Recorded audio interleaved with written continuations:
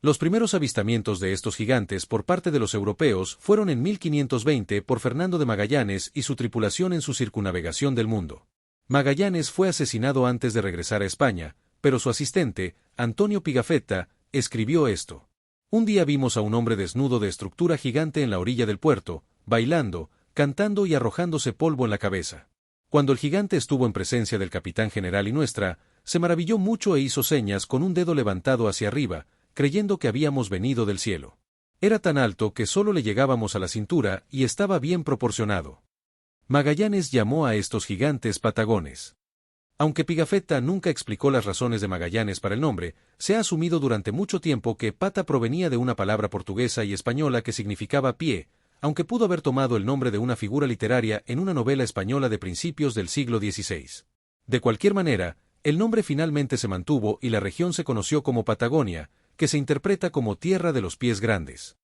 Magallanes supuestamente capturó a 2 gigantes para llevarlos de vuelta a España y probar su existencia, pero al igual que Magallanes y la mayoría de sus hombres, los gigantes no sobrevivieron el viaje y aparentemente sus restos fueron desechados. Pero no importó si había pruebas tangibles, los relatos de los españoles comenzaron a aparecer en los mapas. En 1579, el capellán del barco de Sir Francis Drake, Francis Fletcher, también escribió sobre el encuentro con nativos muy altos en su circunnavegación. Hombres en altura y grandeza tan extraordinarios que no tienen comparación con ninguno de los hijos de los hombres de este día en el mundo. Pero afirmó que eran bastante más bajos de lo que habían descrito los españoles. Puso al más alto en alrededor de 7 pies y medio de altura, aproximadamente 2.28 metros.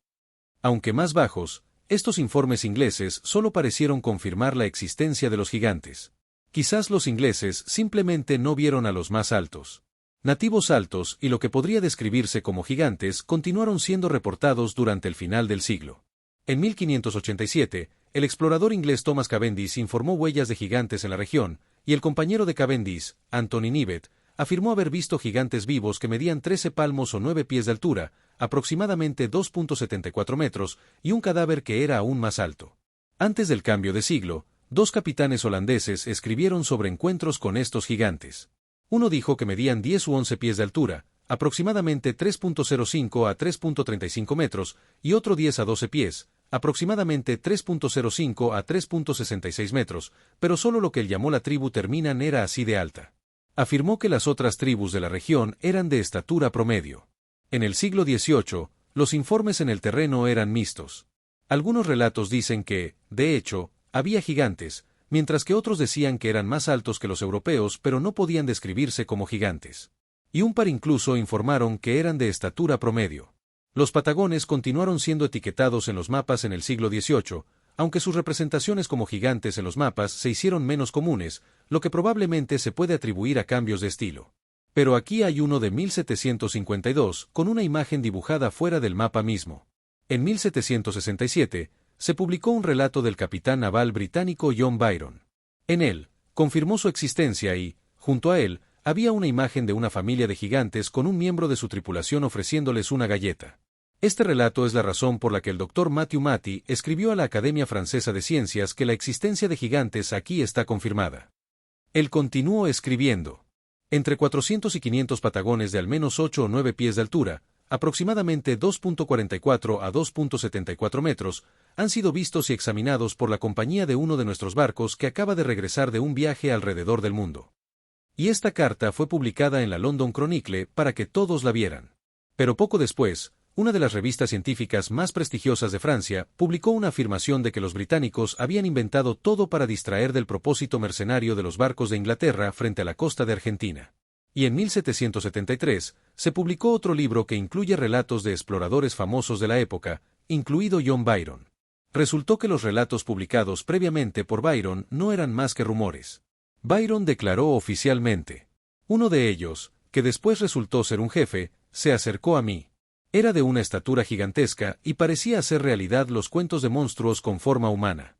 Si puedo juzgar su altura por la proporción de su estatura con la mía, no podía ser mucho menos de 7 pies, aproximadamente 2.13 metros, punto. En 1767, otro oficial naval británico, el capitán Samuel Wallis, tomó sus propias medidas, pero en lugar de estimar, trajo consigo una vara de medir a la Patagonia. El hombre más alto que midió fue de 6 pies y 7 pulgadas, aproximadamente 2.01 metros, pero informó que la mayoría medía entre 5 pies 10 pulgadas y 6 pies de altura, aproximadamente 1.78 a 1.83 metros. En un libro de 1774, un misionero jesuita llamado Thomas Faulkner, que pasó casi 40 años entre las tribus de la Patagonia, menciona a un jefe de 7 pies y algunas pulgadas de altura, más de 2.13 metros. Y también afirma: los patagones son gente de cuerpo grande, pero nunca he oído hablar de esa raza gigantesca que otros han mencionado, aunque he visto personas de todas las diferentes tribus de indios del sur. Para la mayoría, estas tres cuentas pusieron fin a la creencia en los gigantes patagones. Ahora se piensa que estas cuentas estaban describiendo a los indios tehuelches, que son nativos de la zona patagónica de Argentina. Con una altura promedio de 6 pies o 1.8 metros en ese momento, para el europeo promedio, los nativos ciertamente habrían parecido grandes. Los europeos medían solo 5,5 o 1.6 metros en promedio. Aunque el término gigantes pudo haber sido una exageración. Si los gigantes existieron en la región, probablemente habrían sido exterminados por enfermedades o genocidio, pero nunca se ha encontrado evidencia arqueológica de su existencia, ni se trajo ninguna evidencia a Europa a pesar de los supuestos intentos. La explicación más probable de por qué no hay avistamientos de gigantes en la era moderna y lo que inició el mito, fue publicada solo 100 años después de la circunnavegación de Magallanes. El sobrino de Sir Francis Drake escribió: Magallanes no fue del todo engañado al llamarlos gigantes, pues generalmente difieren del común de los hombres, pero aún así no son tan monstruosos o gigantescos como se informó, habiendo algunos ingleses tan altos como el más alto de los que pudimos ver. Pero quizás los españoles no pensaron que algún inglés iría allí a refutarlos.